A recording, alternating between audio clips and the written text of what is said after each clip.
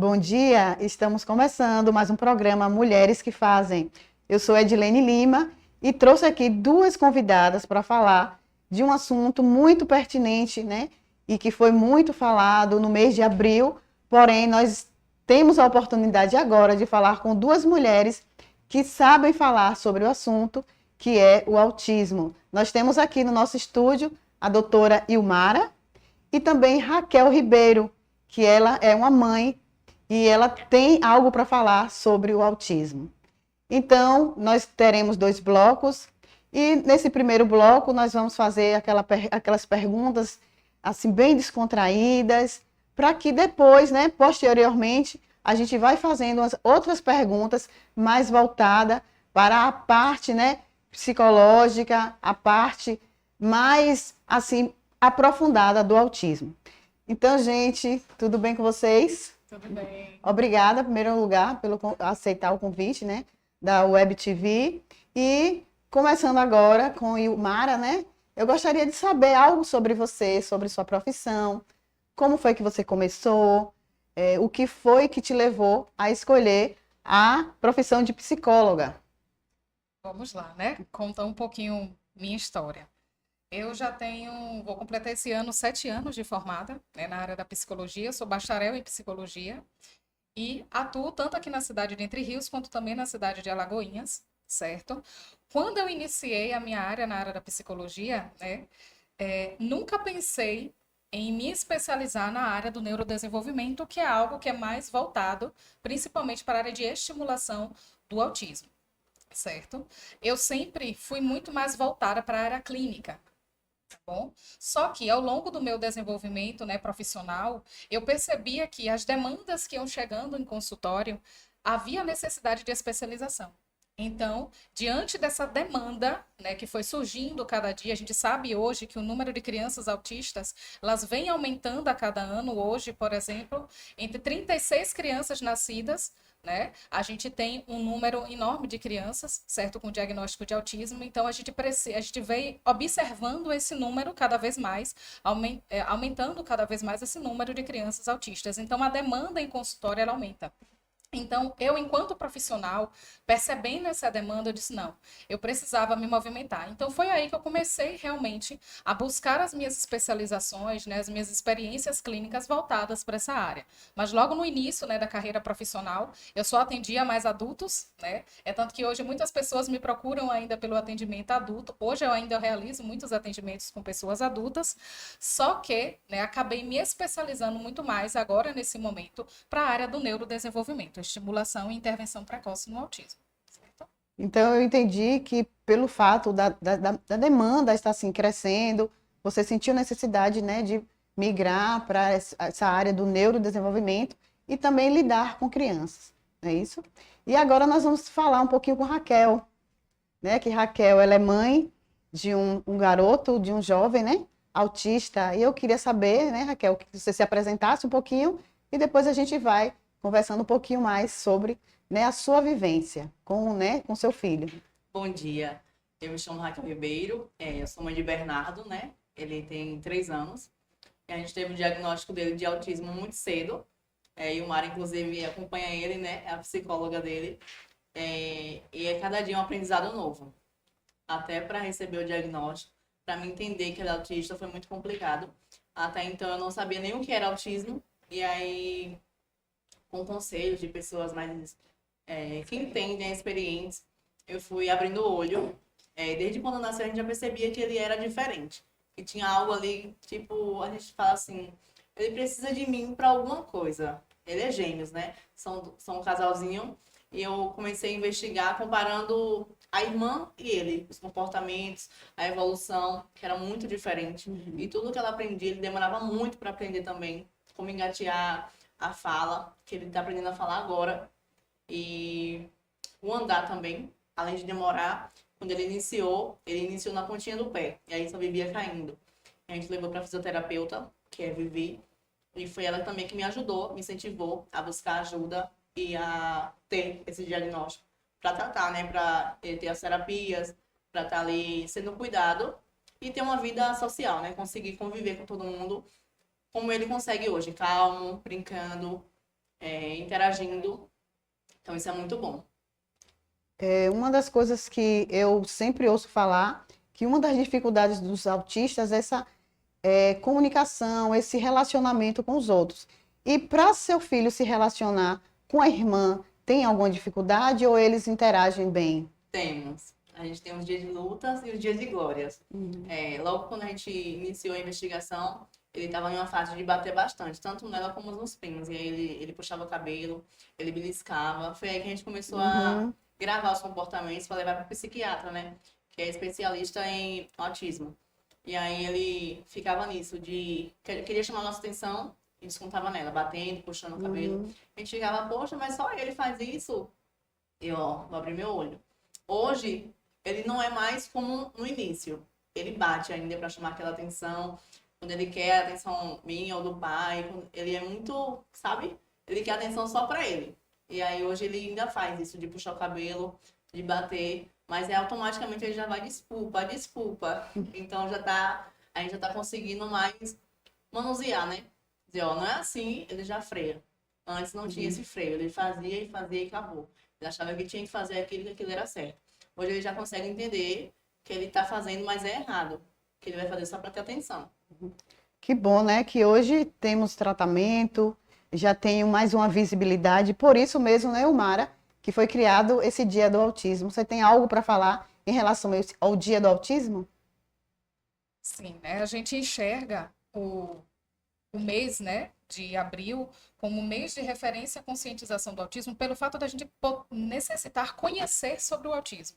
Porque quando a gente, né, como a Raquel mesmo falou, ela não sabia das características, ela não sabia dos sintomas que acabam sendo, né, bem perceptíveis ao longo do desenvolvimento dessa criança. Então, quanto mais conscientização, né, é muito importante para que os pais acabem percebendo essa necessidade logo do diagnóstico nos primeiros anos de vida, né? Porque o autismo, né, Raquel? O seu pequeno, ele foi diagnosticado com quantos anos? 1 ano e 6 meses. 1 ano, né? Tem crianças com diagnóstico de autismo com meses de idade, certo? Meses de vida. Então, como essa conscientização, o falar sobre o autismo, não é algo comum. Estão falando demais sobre o autismo.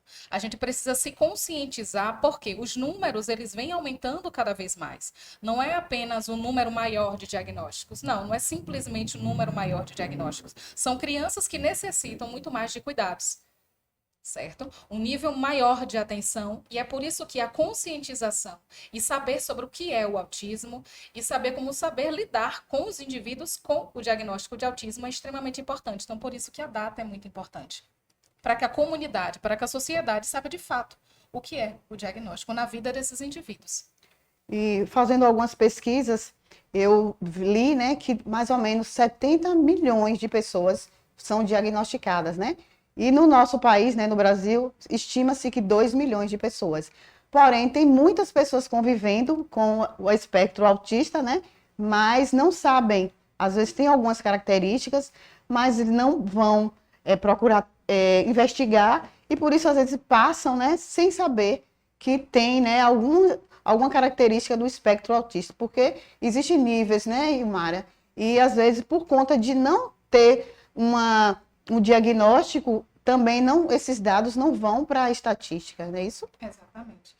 Exatamente. E quando a gente pensa nos níveis de suporte do autismo, é o que nos dá a base para como lidar com esse indivíduo e também ofertar para ele certas oportunidades que ele precisa.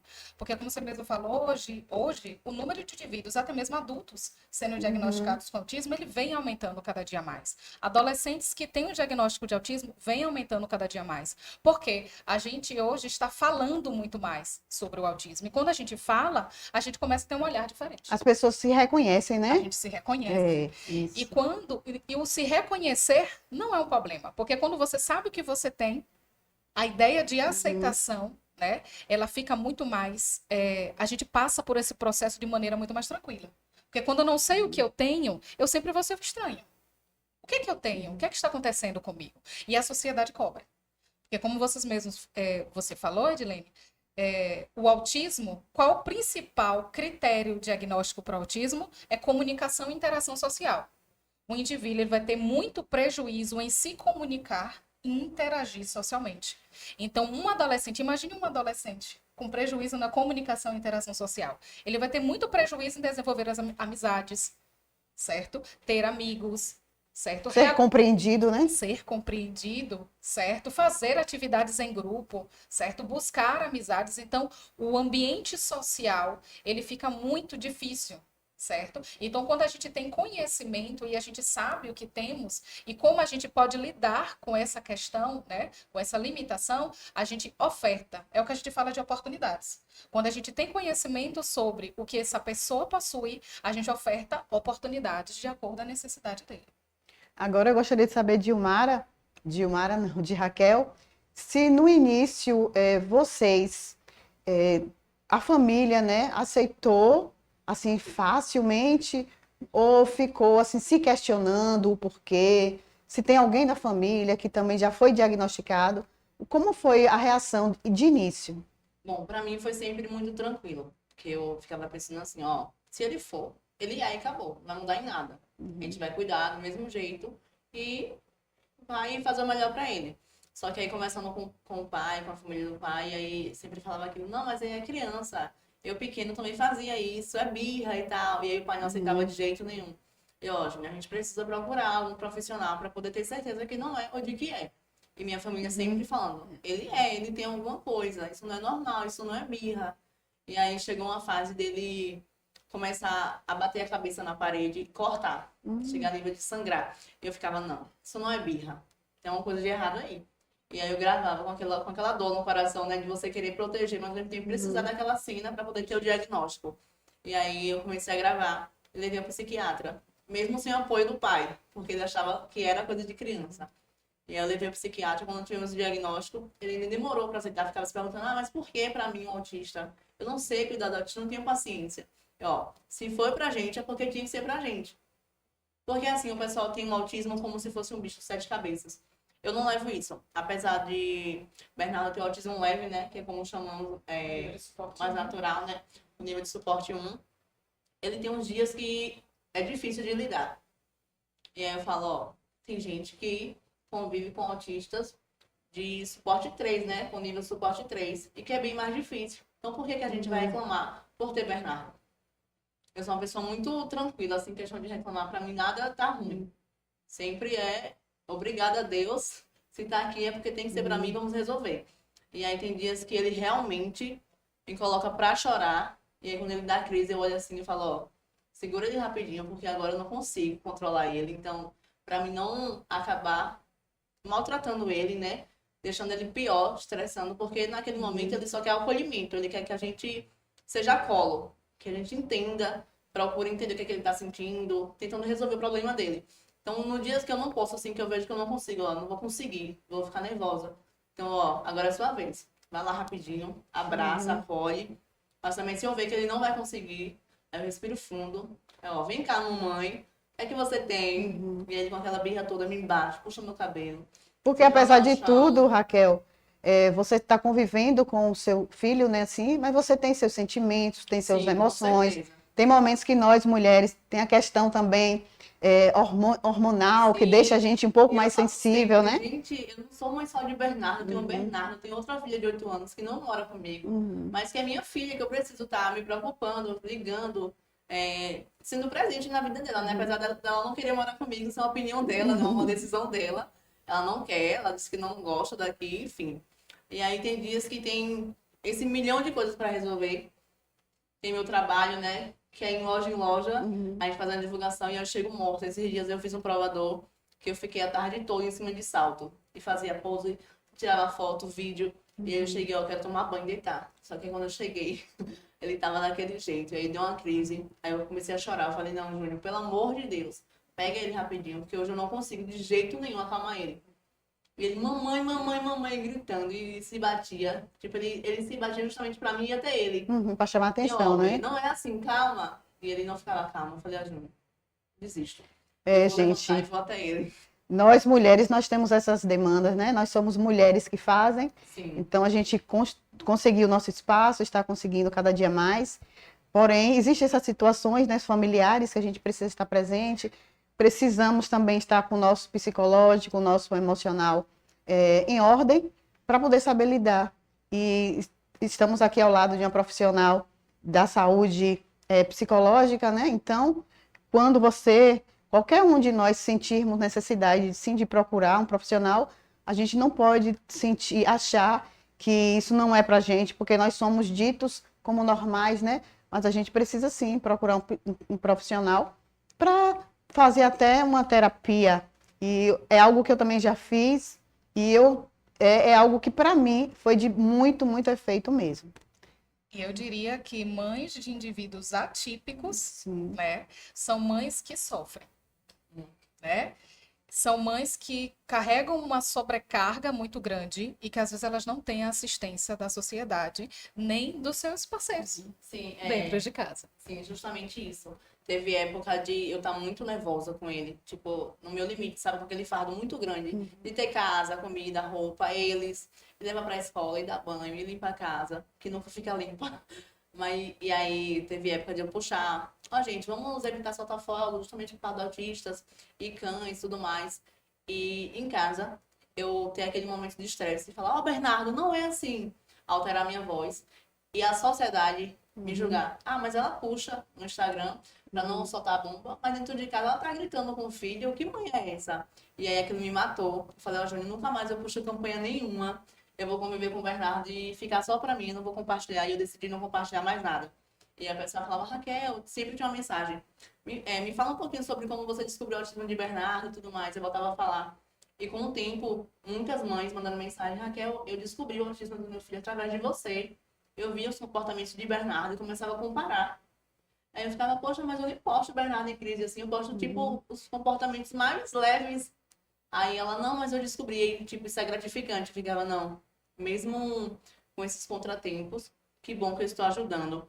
E sobre essa parte da gente procurar ajuda, é muito importante também, tanto procurar ajuda, como a gente aceitar o autismo na nossa vida. Tipo, tem mães que sabem que o filho mas ao mesmo tempo ela não quer aceitar. E aí ela fica, não, ele não é. Eu convivo com uma mãe que a gente tem certeza que o filho ele demonstra muito mais que Bernardo. E assim, são como é que fala? Comportamentos, né, Yumara? Comportamentos que profissional só de olhar vai dar o diagnóstico. Então, seria tão bom se a mãe procurasse ajuda, procurasse aquele acolhimento do profissional para ter as terapias, ter o tratamento Porque adequado. quanto mais demorar de procurar um Sim. profissional, é pior, né? Para a família, para a Sim. pessoa que convive com isso. Porque eu tenho uma irmã que ela é esquizofrênica. Sim. Então a gente conviveu muito tempo com a esquizofrenia da minha irmã.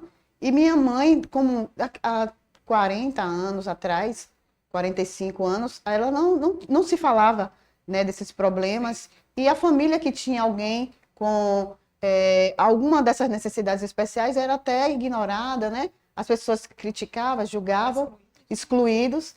E aí minha mãe só veio descobrir muito tempo depois, porque minha mãe ignorava também, achava que era teimosia da minha irmã. E aí depois que ela ficou mocinha, é que foi que realmente minha mãe levou para um profissional e foi diagnosticado. Eu tiro pro Bernardo, que quando o Bernardo iniciou as terapias era né, Yumara?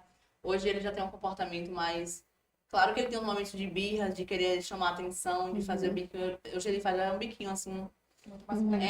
Hoje ele já tá um homem, ele se acha um homem. Porém, Bernardo iniciou as terapias, ele não falava. Ele começou falando papai, mamãe. Depois ele regrediu e aí não falou mais nada. Aí hoje ele já fala tudo, tudo. Ele ouviu uma palavra, ele já repete. Esse negócio tá bom, mas tá ficando complicado. Então, é muito importante você procurar terapia o quanto antes, procurar profissionais que ajudem o seu filho, porque é pro bem dele. E só vai ter melhorias. Gente, o papo tá muito bom, mas por enquanto a gente vai dar um tempinho, vamos chamar o comercial e no próximo bloco a nossa psicóloga vai falar um pouquinho de como a família, né, como a escola deve lidar com as pessoas que convivem com o autista. Até daqui a pouco, do próximo bloco.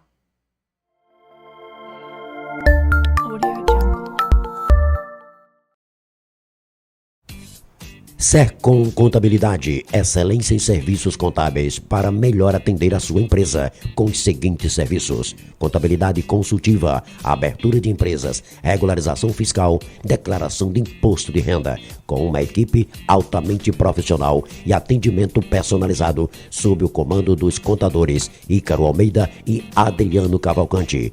Contate-nos pelo telefone 75-3420-2736. Sercom Contabilidade, Avenida Juraci Magalhães, no centro da cidade de Entre Rios, Bahia. Organizar as contas é tão mais fácil com Minhas Finanças. Como eles pensaram nisso? Como que a gente pode dar mais ferramentas para quem tá lá usando o app do bebê? Já sei. E se desse para organizar os gastos por categorias? Tipo, Gasto com pizza? Isso! E ainda ver os extratos de todos os bancos num só lugar. genial! A gente criou o Minhas Finanças para você descobrir como é fácil organizar sua vida. Descubra o Minhas Finanças no app do bebê.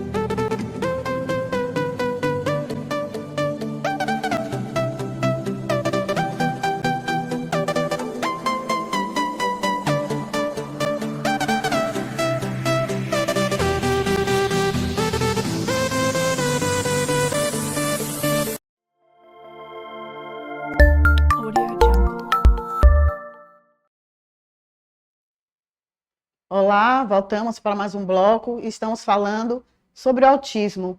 Nós temos aqui duas convidadas maravilhosas, que é a doutora Ilmara, que é psicóloga, e Raquel, que é mãe de um menino autista, Bernardo. E nesse bloco eu vou querer saber de você, Ilmara, quais são os níveis do autismo? Existe essa separação ou são todos no mesmo nível? Não. Hoje, de acordo com o DSM-5, né, que é o Manual do Diagnóstico dos Transtornos Mentais, o transtorno do espectro autista, né, ele é dividido em 3 níveis. O nível 1 de suporte, o nível 2 e o nível 3 de suporte, certo? Algo que é muito importante também a gente falar é a respeito do espectro, né? Por que espectro? Porque cada indivíduo autista vai ter as suas características. A gente fala sobre as características, a gente fala sobre comportamentos que acabam sendo critérios diagnósticos, só que cada indivíduo autista, ele vai ter, né, comportamentos particulares seus, certo? Então, a gente olha o comportamento desse sujeito, preenche um critério diagnóstico, mas quando a gente fala a respeito do autismo, nós possuímos hoje a gente tem a ideia de espectro autista, porque cada indivíduo possui a sua característica. Por isso que a gente não diz que o autismo tem cara. Sim. Né? Muitas pessoas falam, mas seu filho não tem cara de autista. A gente ouve muito isso.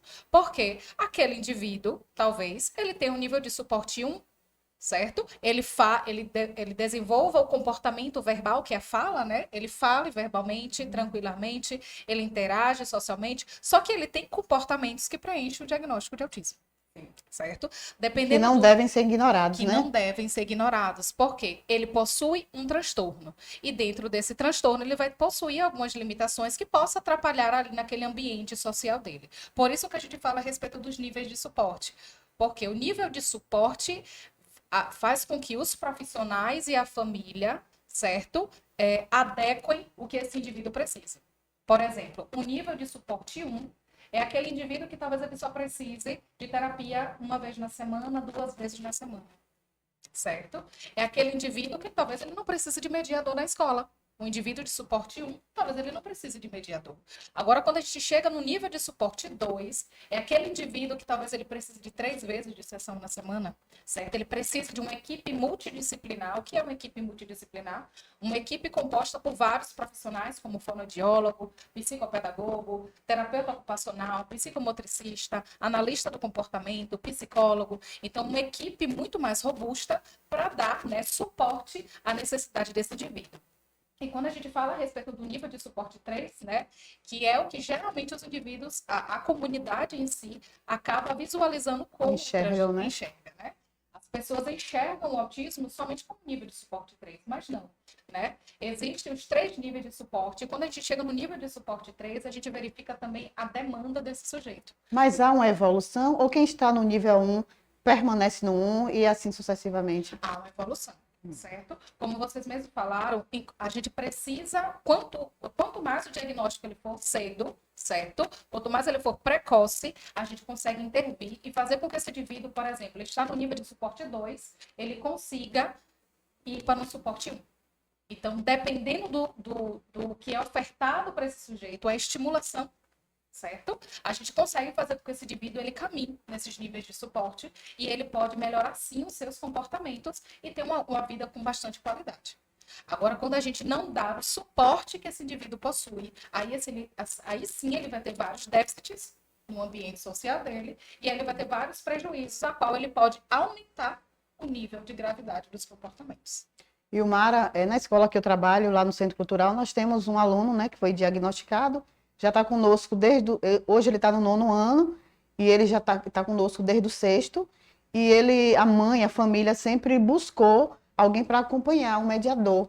E esse menino, esse aluno tem, graças a Deus, nossa escola tem esse suporte, esse acompanhamento. Mas em relação a esse tratamento, esse cuidado das famílias que não têm condições de levar para esses profissionais, a rede pública disponibiliza meios para que as pessoas que não têm condições de pagar, né, o tratamento possa fazer com que seu filho tenha um tratamento digno? Sim, hoje existem, né, aqui na cidade nós possuímos, né, a casa multidisciplinar, geralmente em cada comunidade possui a sua equipe multidisciplinar para dar esse suporte. Porque quando a gente fala, eu não vou falar apenas nem somente do autismo, mas eu vou falar de todos os transtornos, né, psicológicos, do neurodesenvolvimento, porque o autismo ele fica classificado como transtorno do neurodesenvolvimento, porque ele vem dos primeiros anos de vida. Né? Os transtornos psicológicos eles podem se desenvolver também da fase da adolescência até a vida adulta. Então, quando eu falo a respeito de todos os transtornos, quando o indivíduo ele possui um transtorno, ele precisa de suporte, certo? Para que ele tenha qualidade de vida. Então, as comunidades, né, as cidades, elas precisam ofertar essa equipe para que esses indivíduos que não tenham, né, condições financeiras, porque terapia, a gente sabe que terapia é cara. Então, gente, vocês que estão nos ouvindo, estão nos assistindo, já fiquem ligados, né? Porque caso haja alguma pessoa na sua família que necessite desse suporte, vão, né, para procurar um encaminhamento na rede pública. Porque com certeza, né, cada cidade, como o Ilmara está falando, existe essa rede de apoio. Sim. Não é isso? E quanto mais constância, certo? E quanto mais intervenção precoce esse indivíduo tiver, ele pode ter um bom desenvolvimento. É o que a gente fala, que a gente vai ofertar para esse sujeito qualidade de vida. Sem as intervenções, talvez ele não tenha a qualidade de vida que ele precise ter, certo? Então, quanto mais, né, constância e frequência, melhor, né? Melhor. Eu quero saber de Raquel, o momento, Raquel, de levar seu filho para a escola, né? Ele estuda? Estuda. Teve alguma dificuldade? As escolas receberam ele bem? Bernardo estuda na dinâmica infantil. Sim. No início foi um pouco difícil a adaptação dele, mas os profissionais foram bem acolhedores. Ele sentiu ali como se fosse da família, né? Foi criando aquele vínculo. Eu acho que antes de 1 mês ele já estava tranquilo na escola. Porém, como eles são feitos de rotinas, né? Precisa manter a rotina. É importante falar sobre isso, porque quando a gente sai daquela rotina, bagunça tudo, e aí vem várias crises, e a gente fica, meu Deus, o que é que aconteceu? Sem saber que a rotina pode atrapalhar tudo. Então, teve uma época de greve que a gente sofreu bastante. Imagina. Eu até conversei com o Ilmara, não foi dele ficar sem aula, e todos os dias pedia para tomar banho e calçar o tênis para ir para a escola. Ele sentia falta, né? E aí eu sem poder levar, teve um dia que eu até trouxe na porta da escola e ele ficou pirado, que não tinha ninguém, que não, a porta não abria. Então, hoje ele tem uma convivência tranquila com o pessoal. Todos os dias agora ele faz um denguinho, né, pra ficar. Mas fica tranquilo. Aí eu, tchau, um momento de buscar. Mas quando tem essa questão de greve, ele já fica muito agitado. Eu queria falar sobre a questão de procurar ajuda e não ignorar os sinais que vocês estavam comentando, que eu fiquei com vontade de falar, que é o quê? Sobre os sinais. Às vezes a gente fala sobre, meu filho andava na pontinha do pé, não falava, ele não olhava no meu olho. Aí a mãe fala, o meu também não olha no olho, então ele é autista. A gente não pode fazer isso. A gente não pode comparar os nossos filhos com o filho da vizinha. Por exemplo, quando eu estava falando sobre autismo no Instagram, eu comentava muito que o Bernardo batia a cabeça. E aí teve uma mãe que falou, meu filho também balança as mãos, assim como o Bernardo tá balançando no vídeo. Eu acho que ele é autista, você acha que ele é autista? E eu falei, não. Esse diagnóstico você não pode dar, né? Pelo amor de Deus, você não pode deixar esse diagnóstico. Você precisa levar ele no neuro, para poder a neuro te auxiliar aí e ver se ele realmente é autista, né? Porque às vezes a gente vê assim postando, eu fiquei sabendo que o filho dela é autista. Vou observar para comparar e ver se o meu é. E não é assim, a gente procurar os profissionais que entendem, que são formados na área, e não a gente, né? A gente está aqui para ajudar, para, realmente ter alguns sinais. Mas a gente não sabe se é. É melhor você procurar um profissional e não falar, mas são parecidos, né? Será que não é? Não é dessa forma. Porque cada indivíduo tem suas particularidades, Com certeza. peculiaridades, então só quem pode dar um diagnóstico mesmo preciso Sim. são os Eu já profissionais, convivi, né? inclusive, com pessoas que, convivendo com o Bernardo, né, conversando, brincando. Hoje o Bernardo, se ele entrar aqui, ele vai interagir normalmente. Ele vai te olhar no olho, ele vai pegar na sua mão, vai conversar, vai brincar tranquilo. Antes não era bem assim. Ele demorava um pouquinho para você pegar no colo, ele não aceitava. Hoje ele é tranquilo. E aí eu já convivi, teve situações onde a pessoa falou assim, ele é autista? Eu acho que não. Você tem certeza? Quem deu esse diagnóstico? Tipo, questionar, eu fico assim, meu Deus. Eu me perguntar, falando, será que ele não é autista? Eu vou falar para neuro. Mas isso é porque você Porque faz veio o de uma acompanhamento, né? Sim, veio de uma pessoa que, assim, para ela me falar isso, ela tinha que ter... E eu falei, meu Deus, se essa pessoa falou isso, é porque ele não é. E aí ele falou, você tá doida? Que o diagnóstico não vem fácil, você quer tirar agora? Aí eu falei, então é importante que a gente não olhe assim pra cara e fale, mas ele não tem cara de autista. Eu, inclusive, com o Bernardo, em Subaúma, no carnaval, tive uma convivência com um autista adulto. E eu falhei muito por ser mãe de autista, eu conversando com ele. E aí, Bernardo deu uma crise no carro dele. Eu falei, moço, desculpa, ele é autista. Eu não tô conseguindo acalmar de novo pra mim. Eu também sou autista. Eu falei, você é autista? Não parece. Gente, eu falei, meu Deus, como é que eu falei isso? Eu sou mãe de autista. Foi automático, Ele né? falou, eu falei, mãe, você é mãe de autista. Como é que você fala que não parece? Eu, moço, desculpa, realmente. Porque às vezes a gente fala assim, não parece, porque realmente o autismo não tem cara. Então a gente não tem como falar assim, você parece ser autista. Porque o síndrome de Down, né, a gente vê A fisionomia, aparência, né? a fisionomia, o autismo não. O autismo é silencioso, cada um tem seu jeito. Vai ver que eu sou autista, né, e o Mara, e ninguém tá sabendo aqui. Então a gente não pode falar, e o Mara não é, mas a Raquel tem cara. Ele não tem cara. Então eu já errei muito nessa questão de aceitar. O pessoal fala assim, não, autista não, mãe, pare com isso. Já recebi conselho de, inclusive, encerrar a terapia. Pagando caríssimo. O menino tranquilo, eu falei, mas ele tá tranquilo justamente por causa da terapia. Então, você tem esse olhar, né, cuidadoso de não se deixar levar pelos achismos, né, das pessoas. E o Mara, eu queria saber de você, né, para a gente finalizar esse bloco, quais são as dicas que você poderia deixar para os pais e os professores, né, para lidar com as crianças e os jovens autistas? E aí você separa, né, os pais na família e na escola, os professores, os colegas, né? Porque tem muitas pessoas que vão assistir, vão se identificar e vão gostar das dicas que você vai passar para a gente. Quando a gente fala a respeito de dicas, né? Eu vou frustrar você. Porque não existe uma receita pronta. Mas eu acho que o que é que eu posso trazer para vocês a respeito de família? Observem as características, certo? Como a Raquel mesmo falou, não comparem crianças. Olhem a faixa etária. O que uma criança de 1 ano de idade precisa apresentar?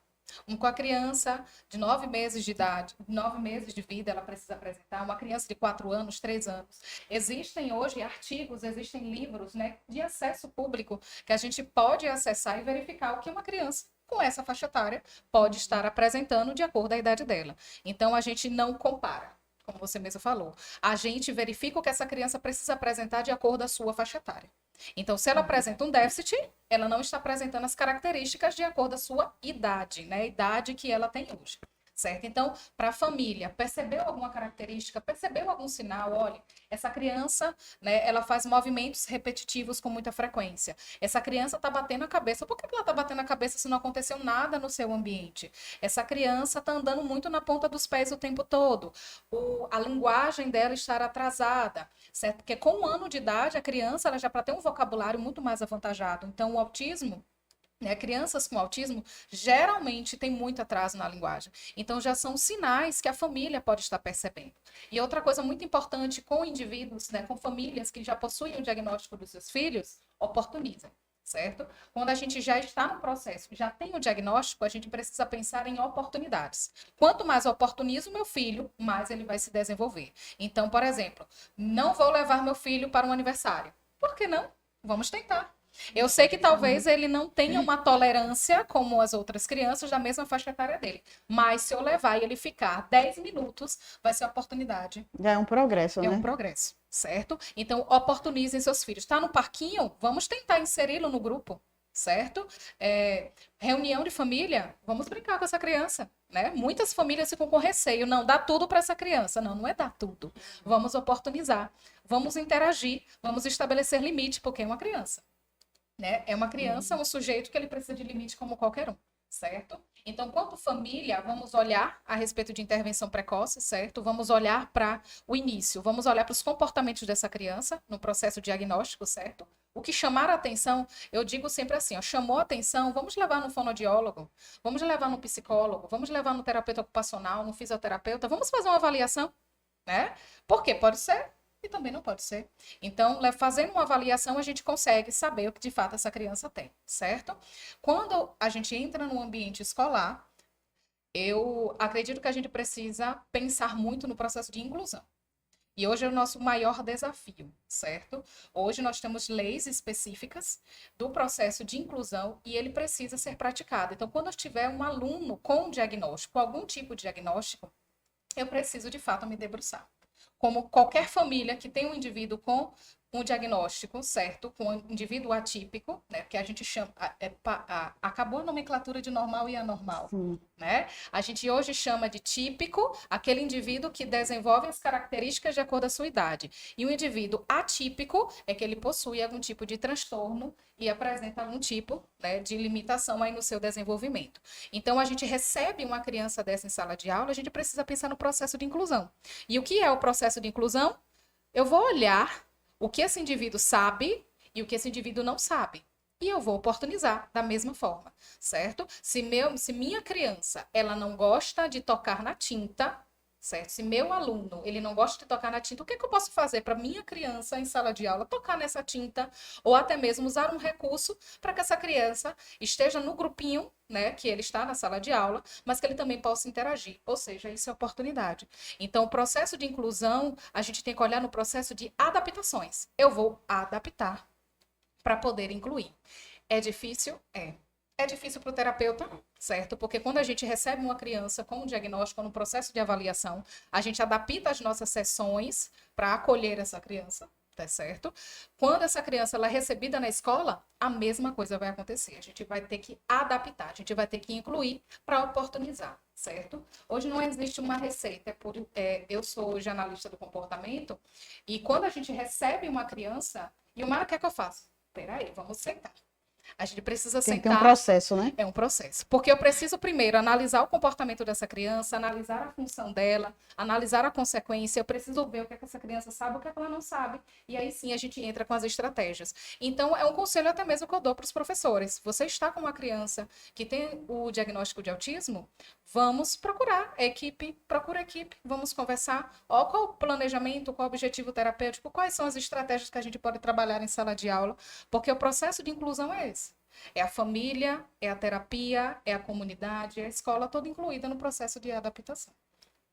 Muito bom saber disso, muito bom as suas palavras, a participação de Raquel, né, porque ela está falando um pouco sobre a convivência dela, e nada melhor, né, do que falar quem tem proficiência, né, quem convive.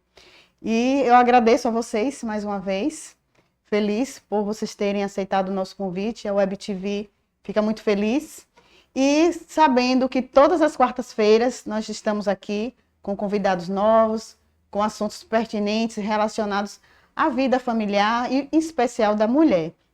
E gostaria que vocês deixassem as redes sociais de vocês, para poder divulgar, né, o trabalho, né? Raquel, ela também, além de mãe, ela é influencer, ela faz muitos trabalhos belíssimos aí, a gente acompanha as redes sociais dela, e quem quiser fazer divulgação do seu trabalho, procura. Como é que te procura, Raquel? Meu Instagram tá @kel_Ribeiro. Muito fácil de achar, qualquer coisa é só chamar lá, certo? Nós somos 1001, né? Eu, além de mãe, sou influencer, viu? Eu acho pouco a carga que eu tenho, então eu tô sempre procurando mais. E você, Ilmara, deixa também seu endereço. Meu Instagram é ilmara.neuropsi.